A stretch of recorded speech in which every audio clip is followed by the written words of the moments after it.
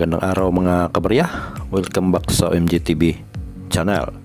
Ngayon mga kabarya, i-share ko sa inyo itong aking mga 5 piso coins.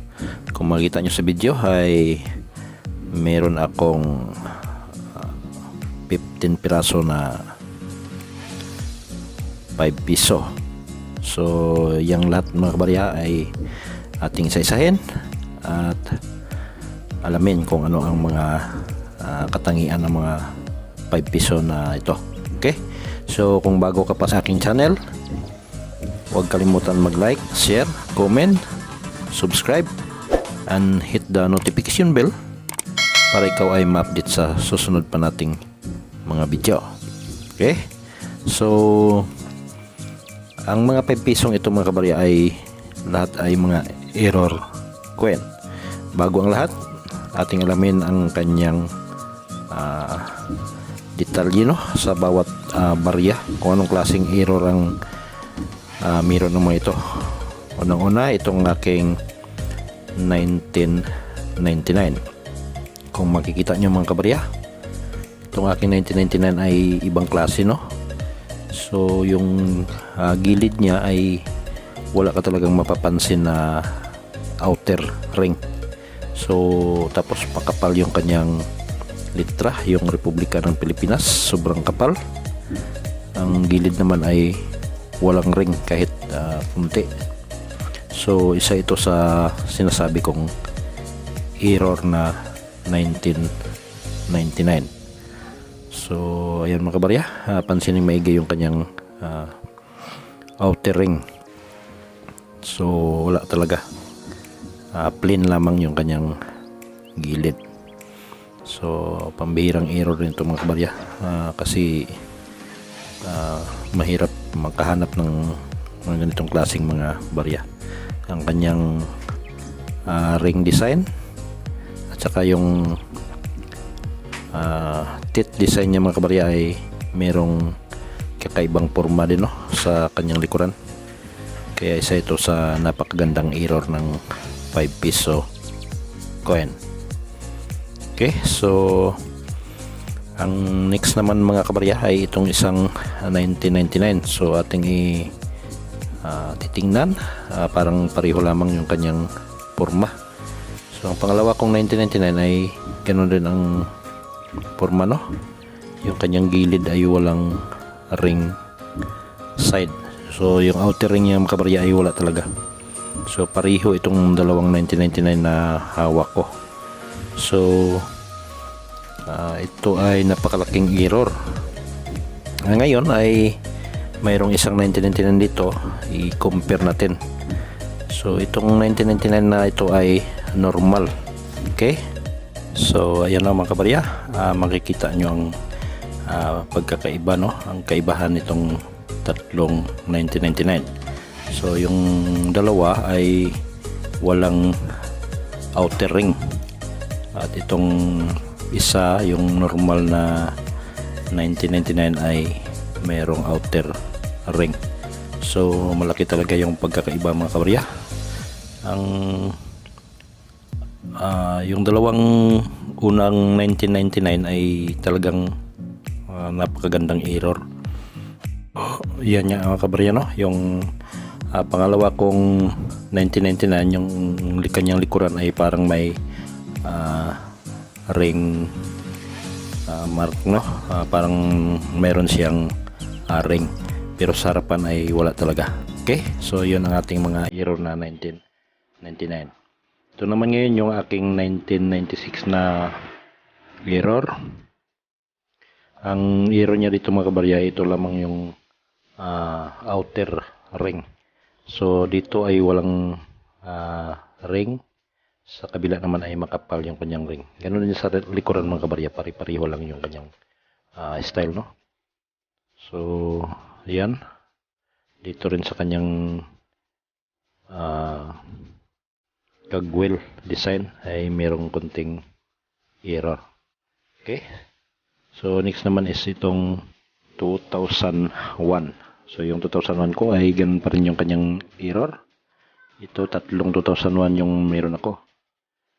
Ito yung kanyang ring ay tabingi, no? Sa kabila meron, sa kabila wala, at saka itong number 1 parang putol. So ang kanyang likuran din ay meron din mga error tulad nitong kanyang kag-wheel design. Ayan, kita nyo. So isa rin yan sa error mga kabarya ng aking 2001. So ito isa, i-compare natin. Ito isa naman mga kabarya, ito yung error ko na tinatawag kong stripe error. So kung makikita nyo, may guhit-guhit na ganun. Parang stripe. So iba ang kanyang kulay mga kabarya. At sa kanyang likuran naman ay meron din. Kunti lang, no? Kunti lang kanyang error sa likuran. Itong sa harapan lamang ay meron siyang guhit-guhit na stripe. So tapos yung kanyang parang wrap, no? Ang kanyang harapan. Okay, so ang pangatlong 2001, ito, yung error niya dito mga kabarya ay yung outer ring lamang. So slight lang, no? Slight error lang itong isang ito. Yan yung ating tatlong 2001 na error sa 5 piso. So yan, makita nyo ang kaibahan, no? Meron talagang diferensya, hindi tulad ng mga normal na mga barya. Ang next naman itong aking 1997. So ang error dito mga kabarya ay itong kanyang mukha, no? Sa tao, tapos sa harap, lahat ay napakarap na pagkagawa. So ayan, kita nyo, sobrang dami ng kanyang wrap. So talagang error ito mga kabarya. Yung likuran naman niya ay normal. Yun lang, merong metal chip na kunting diferensya. Okay, so ang next naman is itong 2004. Yung 2004 naman mga kabarya ay yung buhok lamang ni no, ni Emilio Aguinaldo ay mayroong nakatayo na matulis. So parang sungay sa gitna. So yun lang naman yung nakita ko dyan mga kabarya sa 2004 na 5 piso sa kanyang likuran. Okay, so parang simpleng error lamang. So slight error lamang yung ating 2004. Yan, mapapansin mo lang yung sobrang wrap ng kanyang gilid. Okay, so itong isa naman mga kabarya ay another 2004. So ang error dito is yung ring, tulad nung una kong pinakita kanina, yung kanyang ring design, no? Sa outer ring ay tabingi, yung kabila ay makapal, sa kabila naman ay wala. So ito another, ang 1998, ganun pa rin yung kanyang error mga kabarya. Outer ring sa kabila ay makapal, sa kabilang dulo naman ay walang ring. So ganun din sa likuran mga kabarya. So simple yung mga error, pero may halaga na rin yung mga ganyang klaseng mga error coin. Yan, sa gitna ng kanyang kag-wheel design ay merong extra metal na parang dumikit, no? So napaka ganda rin ng error ng isang baryang ito. Okay, so ayan yung kanyang mga error mga kabarya, yung ating 1998 na 5 piso coin. Ito naman yung isa, yung 2005. So nakita kong error dito mga kabarya, itong kanyang mukha, no? Parang masyadong makapal yung kanyang pisngi. So yun lang ang napansin ko sa mga error na yan. Ngunit ay error pa rin yun mga kabarya. At saka itong ating nonagonal 5 piso. na 2019. So yan mga kabarya, no, hindi normal yung kanyang gilid. Dito makapal, dito naman ay manipis at parang may kulang sa gilid. Yan, yung tinuro ko ay parang kulang. So isa rin yan sa error. Ganon din sa likuran mga kabarya, no. At saka itong mga NGC na 2018 at saka 2017, no. So ang kadalasang error nito mga kabarya, yung mga kulang yung re sa Republika, at saka yung iba naman yung tayabak, parang hindi kumpleto yung sa kanyang likuran. So ganyan lang yung mga error na kailangan nating mahanap dito sa mga NGC, no. Hindi tulad nung error sa BSP na napakarami talaga. Sa NGC, iba naman ay extra left or at saka extra metal chip. So yun lang naman yung mga error dito sa NGC na mga 5 piso. Okay, so yun mga kabarya, yung ating mga error na pinakita ko sa inyo. At sa ngayon, ito lang muna yung maibigay ko sa inyo mga kabarya, yung mga error na yan. At ngayon, para malaman natin kung magkano yung bintahan online sa mga ganitong klaseng mga error, ay puntahan din natin yung mga price online para malaman natin kung magkano na ang bintahan. Itong mga error kasi na ganito mga kabarya ay walang price, no. Walang katalog.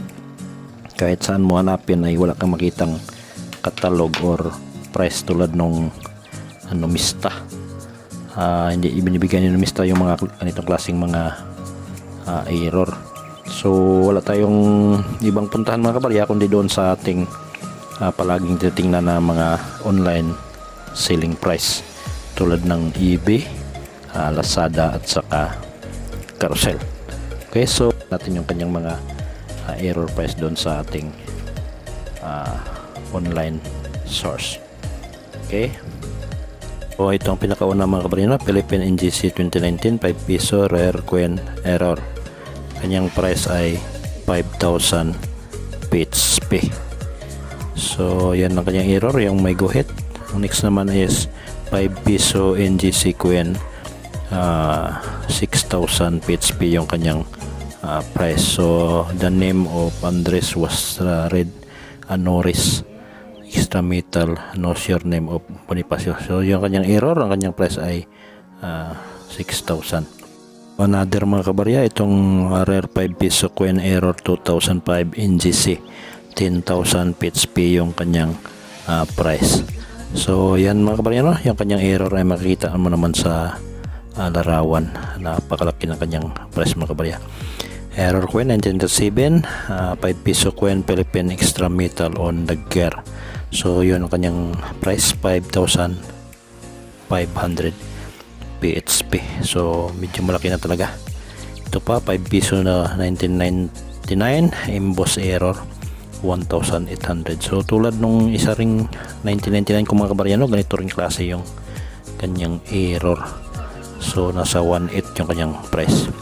2003 5 piso error coin ay nasa 2,500 PHP yung kanyang price. Another Philippine NGC 2019 5 piso rare coin error 5,000 din yung kanyang price mga kabarya. So napakalaki, no, ang price ng ating mga 5 piso. Ito pa 5 piso error coin 2012 2,500. So ayan, BSP yan mga kabarya na error 2012. So yung kanyang error, yung may guhit na pula. Okay, so next naman is 5 piso no Nagonal NGC 2019 error coin 5,000 ulit yung kanyang price. So yan yung kanyang error, no, yung micro ticks, parang may bakante. So ayan, 5,000 PHP. Ito naman natawag na NGC 5 piso 2018 rare error coin. So ang error nito na mga kabarya ay RDE. So 4,875 PHP yung kanyang price. So rotated die error yung tawag yan mga kabarya, no. Hindi pantay yung kanyang harap at likuran. Philippine 2001 error 5 piso coin, nasa 2,500 yung kanyang price. Ito pa yung kanyang likuran, ayan yung kanyang error mga kabarya,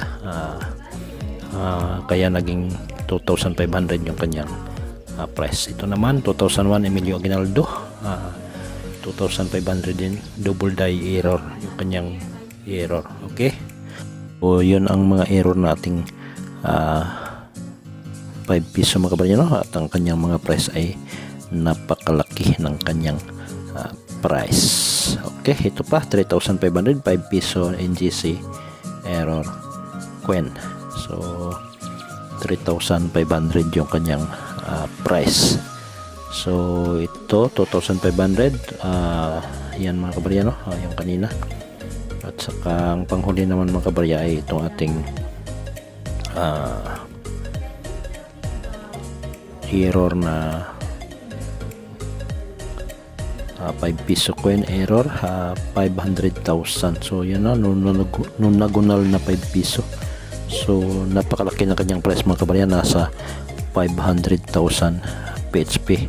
So hindi nakadetalye kung ano yung kanyang error, ngunit ay yan ang kanyang price, napakalaki na kanyang price.